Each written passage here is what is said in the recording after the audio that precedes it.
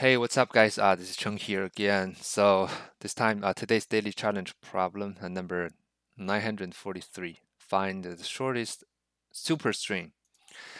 So this one is a pretty hard problem, to be honest. Okay, so this description is surprisingly short, actually. Given like an array of string words, right? You need to return the smallest string that contains each string in words as a substring. If there are multiple valid strings of the smallest length, return any of them. All right, so and you may assume that no string in words is a substring of another string in words. Okay, so I'm not sure what this one will do, but okay, we'll just leave it for now. Okay, so what does a superstring mean, right? I mean, a superstring is a longer string that can include basically you can find each word as a substring in this superstring here. For example, we have this one, we have Alex loves LeetCode. This one is the easiest one because basically we're just concatenating these three strings together because there's no overlap, and that's why all the permutation of these three strings will be acceptable, right? But when it comes to the second one, this one is more complicated because as you guys can see, some of them basically are the can be overlap at each other. For example, this kind of maybe this, we have a GCTA, right? So that's the first one. And how about the second one? Second one is it's like the AG.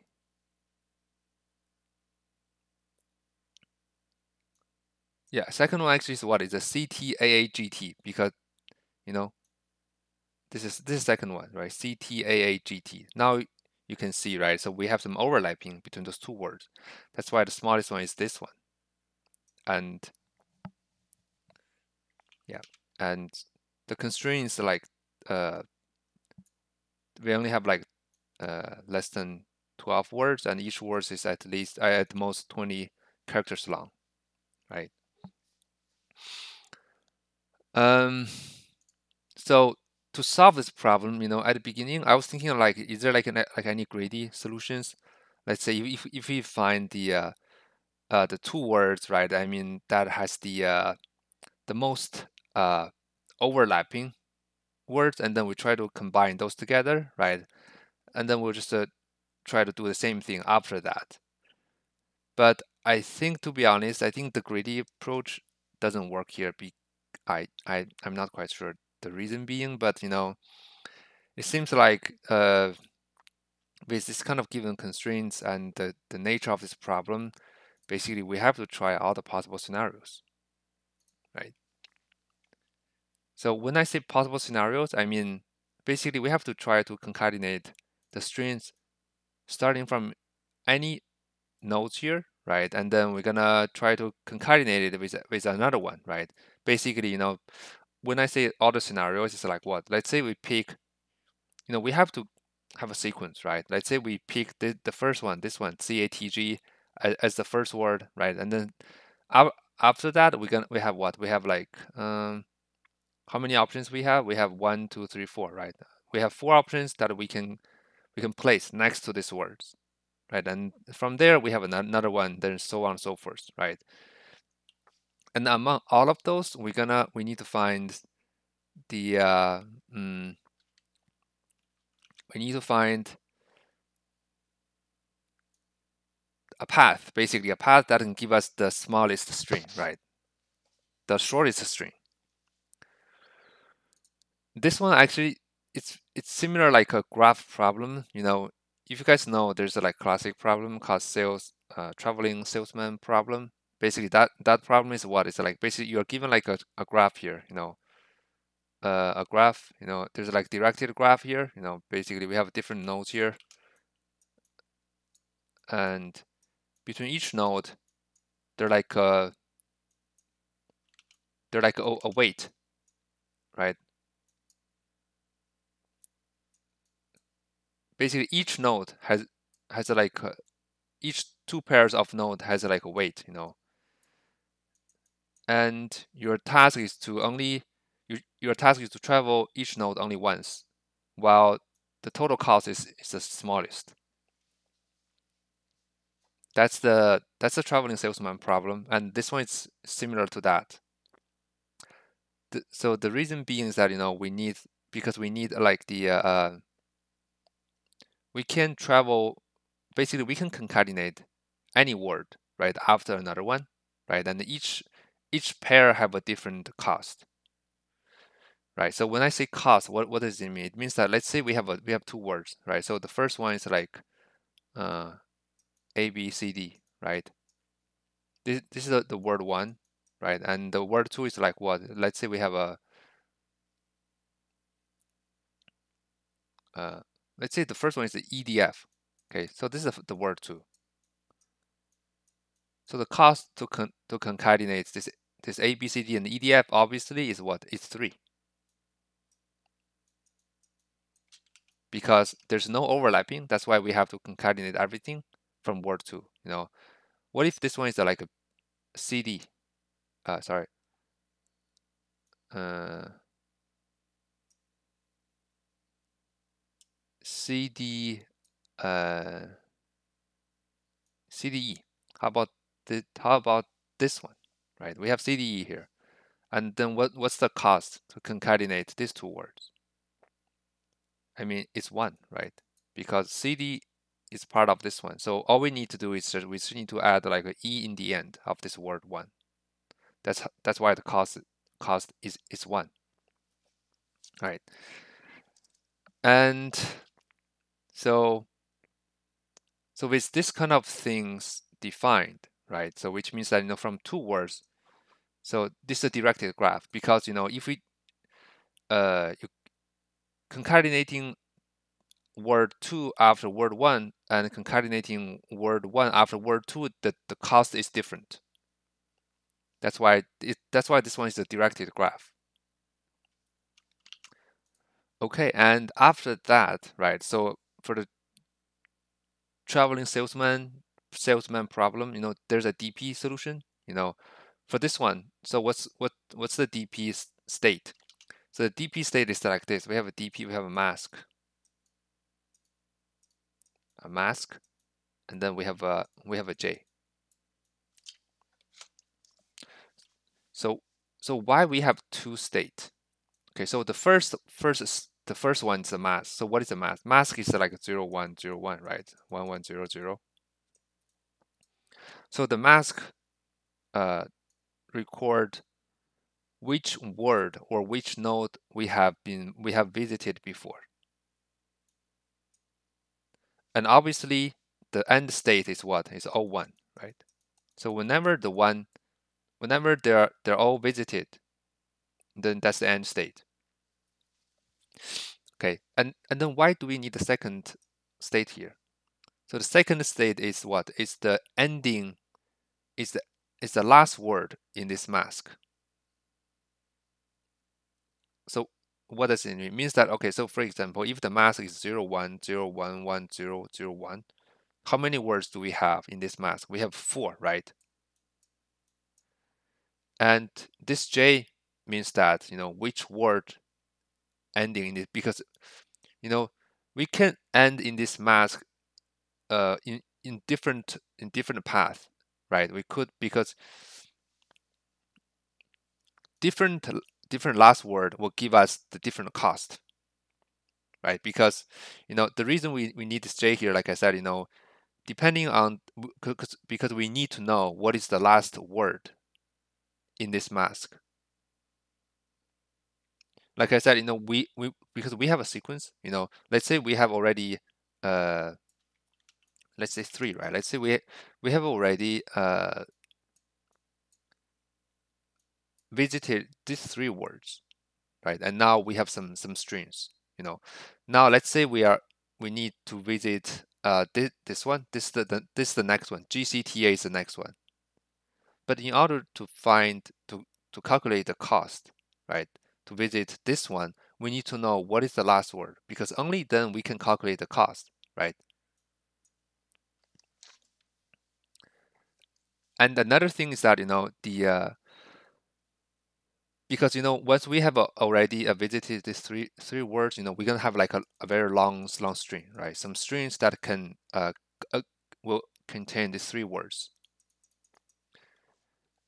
And depending, actually, it doesn't really matter. It doesn't really matter what was there before, because we're sure the last one, the last few words, has to be one of each these words, depending on this j here, right? Let's say, if this j equals to 0, 1, 2, 3. Let's say the j is equal to 3.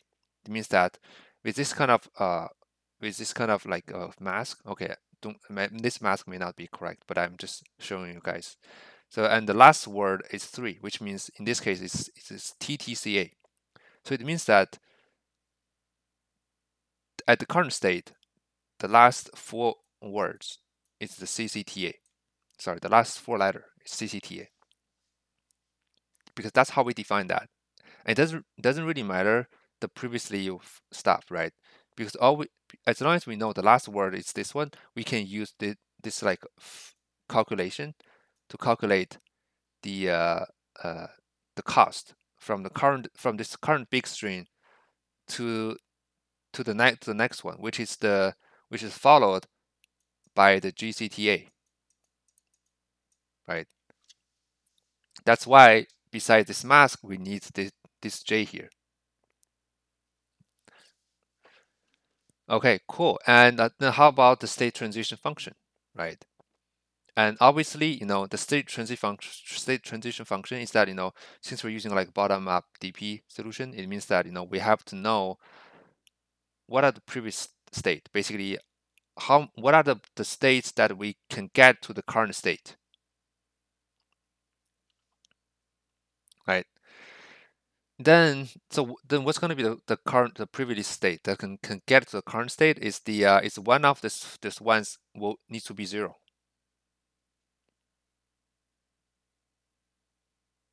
right? Because since the current one is it's J, right? Let me draw like a bigger picture here, maybe that will help you guys understand the state transition function here. So we have DP current mask, right? Current mask and J. So this is the current state, right? And then let's say, for example, we have 1, 0, 1, 1, 0, 0, 1, okay? And the J is equal to 0, 1, 2, 3 is equal to 3, right? So that's the current state. So, and we need to find out all the possible scenarios that can get to the current state, right? So which means that the previous state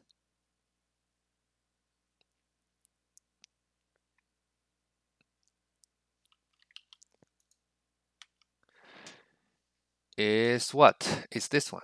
It's 1, 0, 1, 0, 0, 1. Because the current state is that the last one is 3, which means the previous one has to be 0, right? 0, 1, 2, 3. It means that from the previous state we have this mask, and that's why we can, for the next one, basically we are visiting this J's word. That's why the J's one will be changed from 0 to 1, from the previous state to the current state, right? So that's the previous one. And as you guys can see, right? So from the previous state, we also have like a different scenarios. We have 3 ones, right? So we have three words, possible ending words, and each of them could give us like a different cost, right? These three are three different words, which means that we need to try all the 3 words here as an ending word, so that we can get to the current one, because each one of them will give us a different cost, and we need to enumerate all of them. Yeah, and actually, so basically this one is going to be a DP of, we're going to have like a pre-mask, right? So going to be pre-mask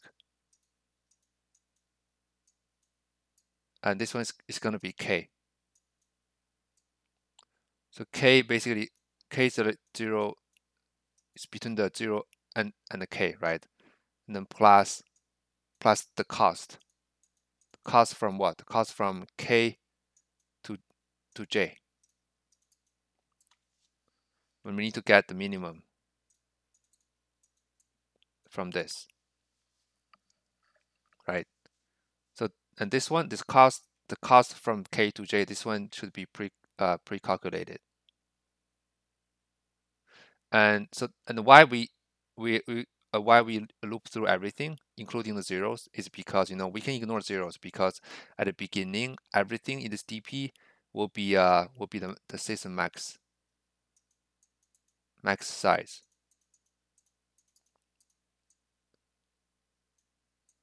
right? And so we need to get a minimum, which means that whenever we're looping through the k, where the k is pointing to a 0, when it's pointing to 0, since we never have like state with 0 there, that's why the value, the DP value in that state will be equal to the system max size, which means we'll just basically ignore that, right?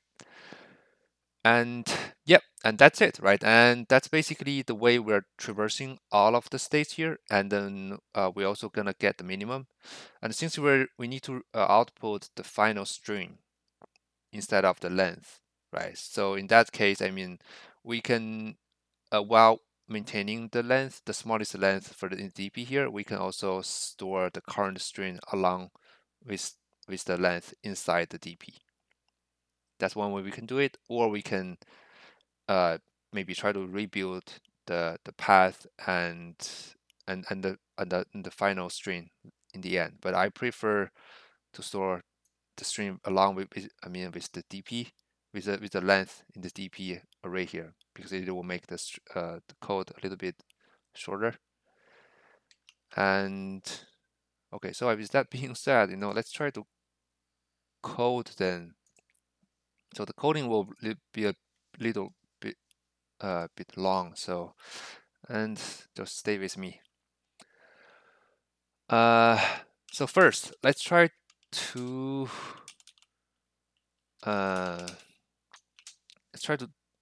calculate the cost for between each word, right?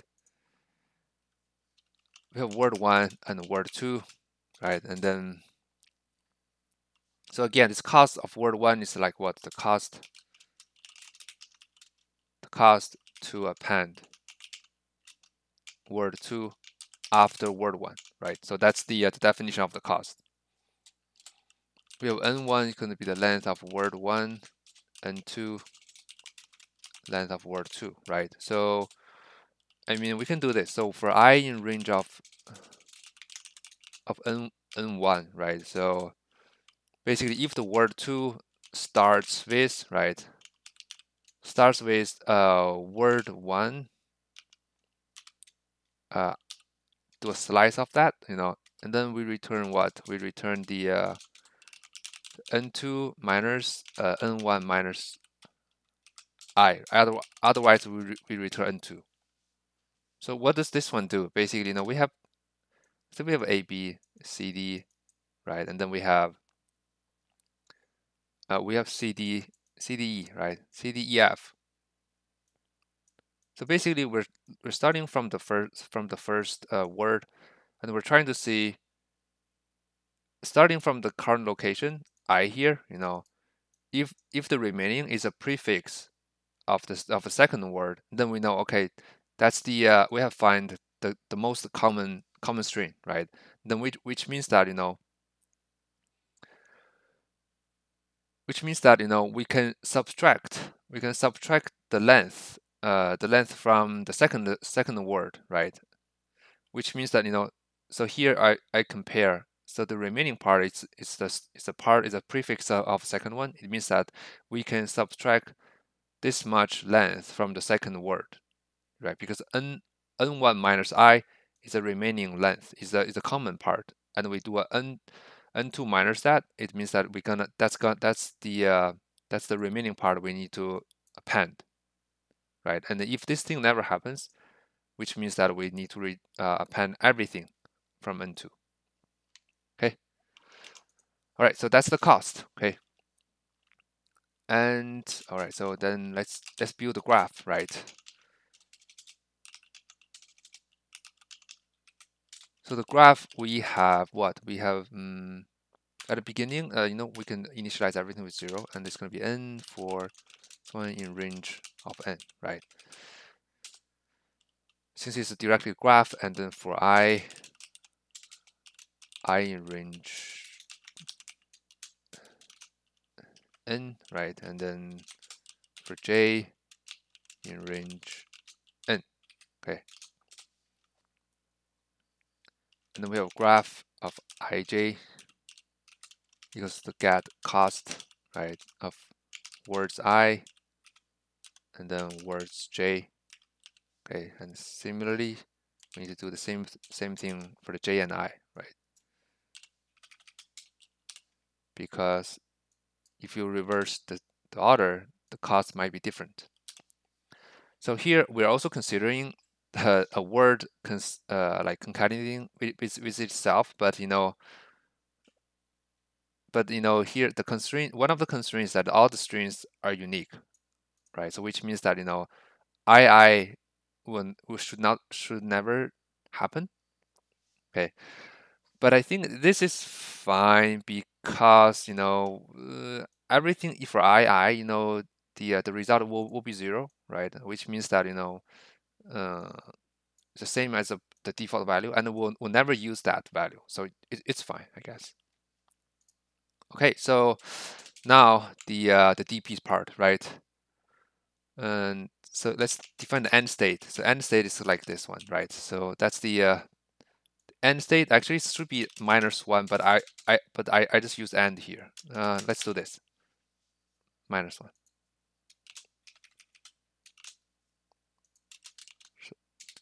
So this is O1, right? So everything is 1. That's the end state. And then for DP, like I said, this is going to be a 2-dimensional DP. So the first and since we're storing both the length and the string itself, we're gonna have like tuple as an element. So at the beginning, everything is like the max value, since we're getting the minimum, right? And the string, of course, is empty, right? And then for this one, we have f of n as the inner sides, and for the outer sides, we have this kind of the range of n plus 1, right? Yeah, actually, you know what? Let's do this. Yeah, let's do n the plus 1. Yeah, because we need from 0 to this one, right? Okay, so all right, for mask, right? For mask in the range of n plus 1.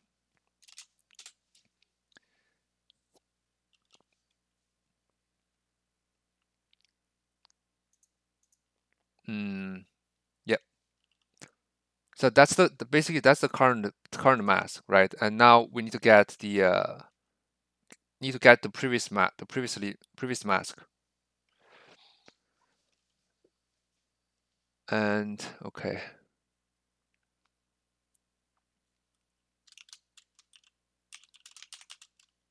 Get all possible, right?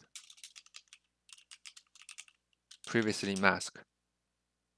So to get the previous mask, we need to check which bit is 1, right? So basically, if the mask and this one, the j, oh sorry, do a for j in range of n, right?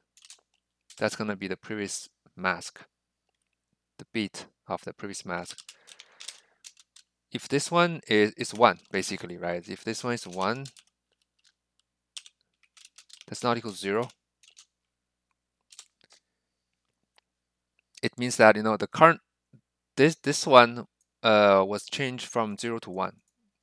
That's why the previous mask will be what? Will be the mask to a XOR, right, of this mask.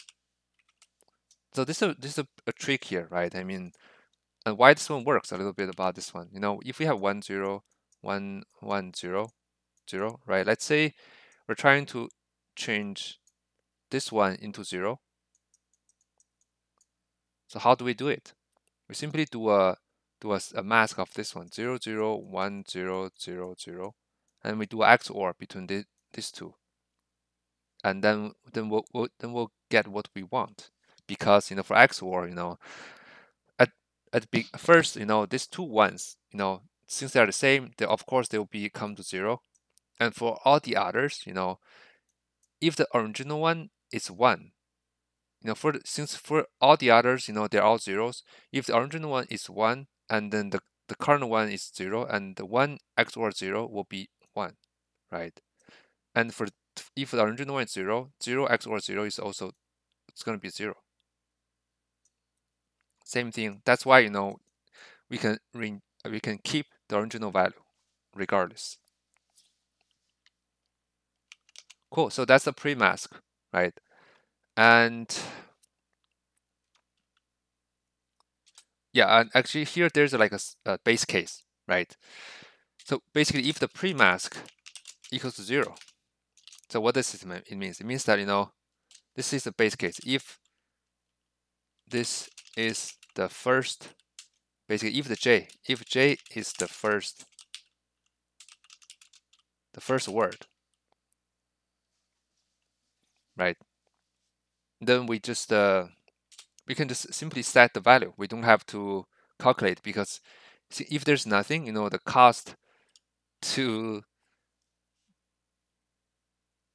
include the first word is the word itself, right? That's why the dp of mask j, right, equals to the what? The length of the words j, right? Since we have two values in this dp of j, and also the word itself is going to be the words of j, right?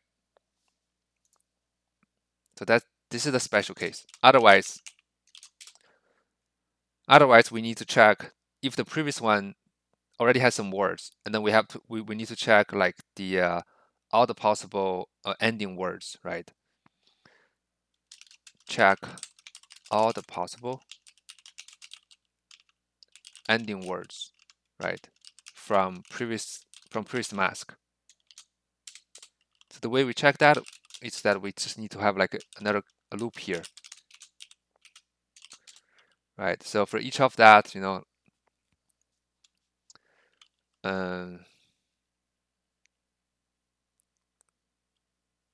I'm going to have like this. So this is the pre-length, right? And then the pre-string, right, equals the dp of the pre-mask of k. So remember, so this one, like it's the I think I already talked about this one. So this one means that from the previous state ending with case word, right? And that's the length and the string for that state. Okay. And then for the current one, right, we have a current length, and then the string we don't care actually, the dp of mask of j, right? I'm just listing those variables here. And our condition is what? So the condition is this. So whenever, if the previous length, right, plus the cost, which is the graph of the from k to j, if this one is smaller than the current length, right, and then we know, okay, we find a better path to get to the current one, so that we can have like a shorter string for the current state, right? That's when we need to update the mask of j, right, equals to what? Equals to this one, right? That's going to be the first element, and for the second one, we have pre-string, right? So because that's the pre-string plus what? Plus the string we need to append. And what's going to be that? And we're appending the j's words, right? And depending on the cost, we already know what are the strings we will need to append, right? So which means it's going to be the words j of what? Of this one, actually. It's the minus of this, right? So again, right, we have A, B, C, D. Okay, A, B, C, D here, and then let's say this one is like C, D, C, D, E, F, G. Okay. So as you guys can see from here to here, the cost is what? Is 3, right? Because which means we need to append 3 words here. That's why, you know, the previous word is something like this, right? An A, B, C, D. Now we are appending the J's word, which is the C, D, E, F, G. So now what we need to do, we need to append E, F, G to the end of the previous string here, right? That's why we have the previous string is this, and then we need to find append this E, F, G. And this E, F, G is like what? It's the slice, right? It's minor 3 slice. Okay, actually I forgot this kind of colon here. It's just like a basic slicing here, right? Cool. So, and that's pretty much done. You know, the only thing left is that, you know, we just need to keep like a global minimum length and the final answer, right? And at the beginning it's gonna be the max size, and then at the beginning it's empty. So here, right? Here we need to check if the mask is equal to the ending, and the dp of the mask of j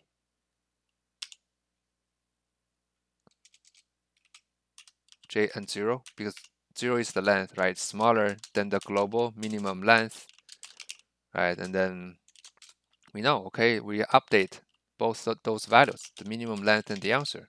We can simply use the dp of the mask and j to update that, right? And then in the end, we just return the answer. So that's it. Yeah, so if I run the code, this one works, right? Submit. Cool. Yeah, so that's it. I know it's a pretty long one, but let's take a look at the time complexity. So let's say this one is n and the second one is m, right? So it's not that hard to analyze the time complexity. So first we have this kind of the mask. Obviously the mask is 2 to the power of n, right? And inside the mask we have what? We have another n, right? To loop through all the possible pre-mask, and then and inside of here we have another n to check all the possible endings, right? So which give us like the n square, right? And then last but not least is this one. Is this slicing, I believe. So here we have another m, I believe. Right, that's the worst case scenario. So that's the time complexity then. Yeah, and the space complexity is this one. Space complexity is the O of 2 to the power of n times n, right? So that's a space complexity, or maybe plus times n, I think, times m, because we also store the string inside the dp here, right? Cool. So that's pretty much everything. I hope you guys understand this one, or I hope I explained clear enough. Yeah, basically, you know, this is just like a graph problem. You know, you have to figure out some small pieces and stitch them together. And the first one is that, you know, we have to try all the possible scenarios, right? And among all the possible scenarios, we have to find like an optimal path, right? And then second one is that, you know, it doesn't really matter how many strings we have contained. The only thing matters is the last string, is the last word, because given the different word, and we will have like different costs. That's why we pre-calculate the cost between each words, so that, you know, when it comes down to the to the previously state, right? We can know from the k to j, right? From k to j, we know we have the cost, and then with the cost we can update our string, and we just update the final answers in the end. Cool. I think that's pretty much it is. And I thank you for watching this video, guys. Stay tuned. See you guys soon. Bye bye.